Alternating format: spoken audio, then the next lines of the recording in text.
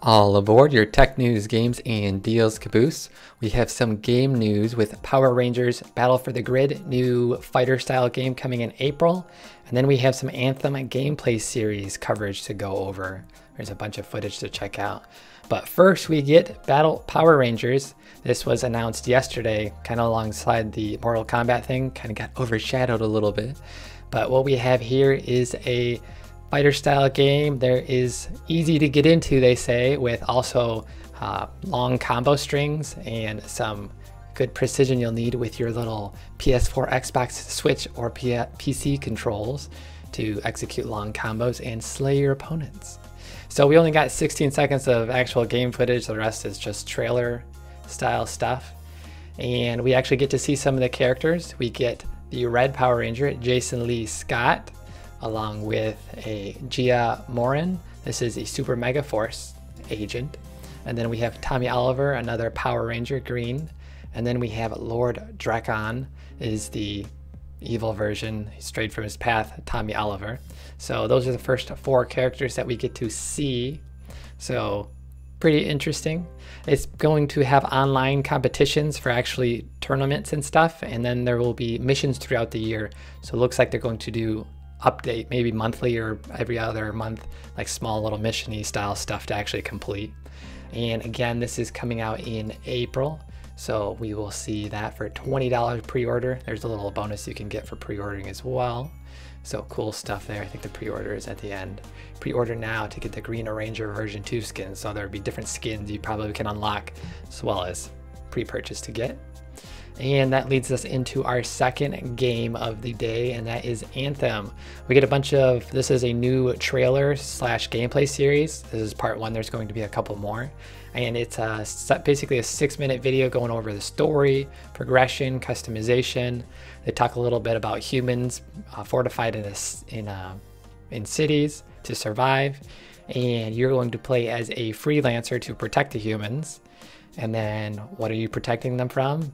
The outside world, and even some of the villains who want to take power of the Anthem itself to actually unleash destruction and whatever his views are, I guess.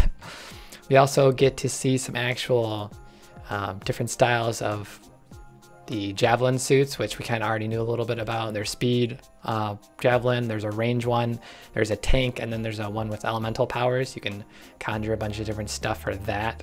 And then they go over actual gear score, and you can actually get armor and stuff for an upgrade to your javelin with different abilities and stats to get stronger for that.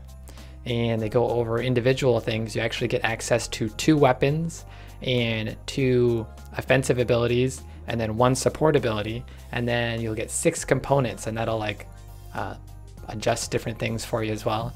And then you'll get a unique ultimate ability. Each javelin will get their own unique ultimate, which will give you like a super ability for stuff like that. And then we have, actually, they talk a little bit about story. There's going to be 4 different ways you can kind of play the game. You can do the story mission, the general campaign style thing, and then there's going to be side missions you can actually jump into. There'll be strongholds you can go into and do different stuff there. And then there's the actual open world where you can just fly around in any direction. You can meet other players and take on big giant world bosses. There's a little bit of a world boss thing style thing at the end we'll talk about again. And that is the free play. So there's a lot of different things to run around and enjoy.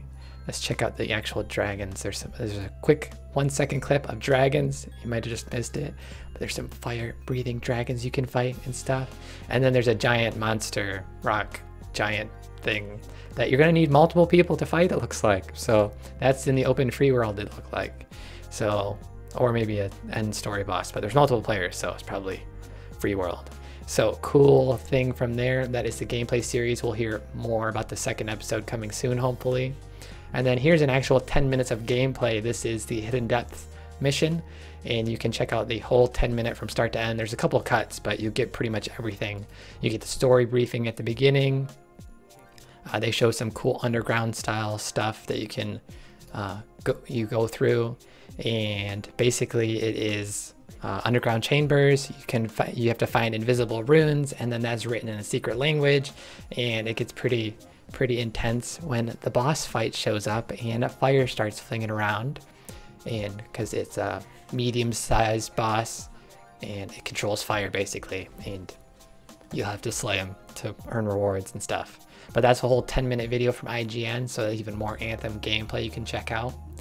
And Anthem VIP demo comes with 3 friend invites.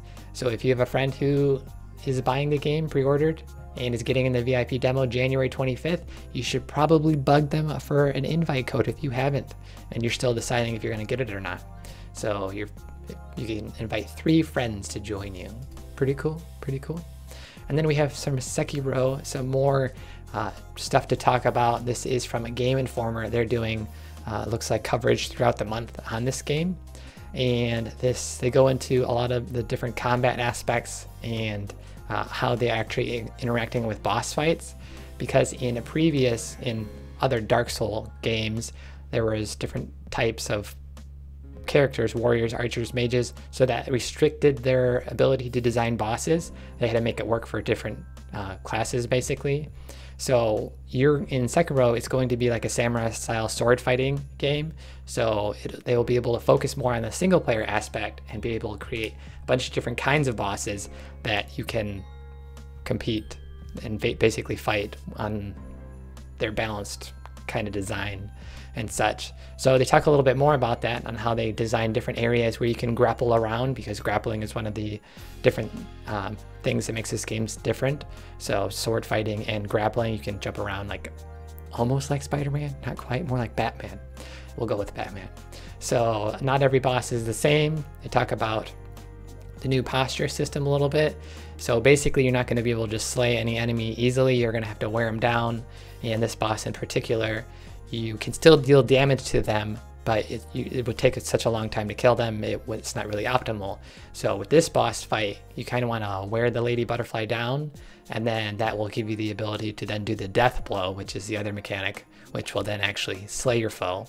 And there's a couple different things for that. But some ways to actually wear down the enemy, the shuriken and prosthetic will actually give you some extra damage and stuff. And then there's the firecracker to like disorient your foes. So a couple different abilities they talk about in this game. And then here's the death blow, where you break your posture and then you can deal your death blow. And there's quite a lot of blood for the different death blows and stuff. So, and then they actually have different phases for the boss, it looks like, for this boss. So a couple of the bosses they mentioned will have surprises once you slay them the first time. And you can find out what that is by reading the rest of this article if you're interested in more Sekiro stuff. There's also a little kind of interview with some more gameplay footage, and they go a little bit into the sword fighting mechanics, about how they are making it more deflection based and a little bit more skill oriented, and that's how they want the combat to go. So deflecting and stuff is going to be pretty important for fighting. And they also show off in this little interview slash gameplay footage a couple other different things. They show off the death blow, which you've seen a little bit in the other ones, which we have to blur because there's quite a bit of blood. At 3:24 they show some death blows they do, and it kind of goes through people's heads, through their bodies. They talk a little bit about Tenchu and some inspiration they gathered for the death blows and the different kind of style stuff they were doing there for that. And they also want to make it clear, there was kind of like a final interview question. Check out the whole thing, they talk a bit more about it, but some cool stuff. And they mention again at the end that this is not a Dark Souls game, it's not a Bloodborne game, it is its own Sekiro game. So they're doing some sword style stuff and different cool adventure for this single player style game. So cool stuff for there. If you were hyped for those two games, Anthem coming in February and Sekiro, I don't remember the release date for this one, but this is coming up in the coming months as well, it seems like. So cool there. And then we have Diablo Season 16. So that is launching today. Grandeur begins if you're still playing Diablo. They're doing some updates for it. And basically they are adding the Ring of Royal Grandeur to give you the bonuses without actually having to equip it. So you'll be able to do some more different different class combinations, and you can change different set bonuses and find out new unique theory crafting stuff to get into. Some cosmetic rewards they're doing as well. That's usually pretty common. Seasonal conquests, they're rotating those. Here's the rotation, it looks like. And they're also doing the Hadrid's Gift. So they're rotating this as well, the different sets, the class sets. And then there's quality of life changes, there's patch notes, there's some actual balancing for the different classes. And Barbarian gets some different set bonuses, looks like it's changing up. So you can try out some new combo-y stuff. So pretty cool for season 16 for Diablo 3, waiting for Diablo 4. Oh man, we're still in the blur scene. Whoops, I kind of missed all that. Here, season 16, here we go. We'll do better in the future. We also have last news. This is for Quake 2, a little bit of an older style game, but this is going to be the third game with ray tracing. What? So this is actually a mod that enables ray tracing basically, and it was actually enabled a little while ago, but it didn't actually take advantage of the RT cores in the RTX graphics cards from NVIDIA. So the new update will do that, and you can play the little demo. But basically now we're able to get 60 FPS in this very old style game at 2560 by 1440.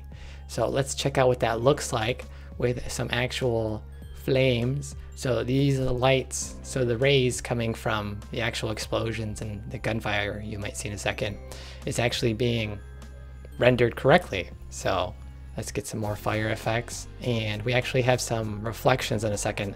The easiest way to see ray tracing for me at least is in actual reflections. The lighting is better, but sometimes you can't really tell. So I can't exactly tell sometimes the difference between the two. So here are some more shots they were showing, and there's some more lighting effects, and there's some people dying there.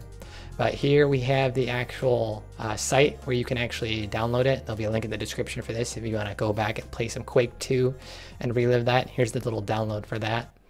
And here's a screenshot of the actual reflections. So they are real to life, basically reflections, and that is pretty good for an old game being modded to do this. Pretty cool.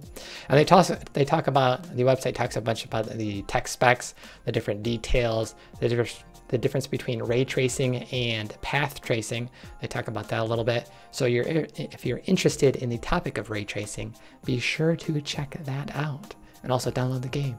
Cool stuff, cool stuff. And with that, we have someone saying, Markin, I'd totally play that.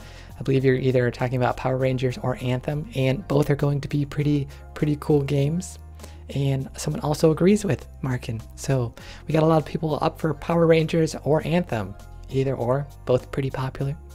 And with that, we're going to have an episode later today at 3 p.m. Pacific. This was your extra episode of games. So we'll have some tech stuff to talk about then. With that, we will be signing off. Pew pew pew pew pew pew pew pew pew pew pew.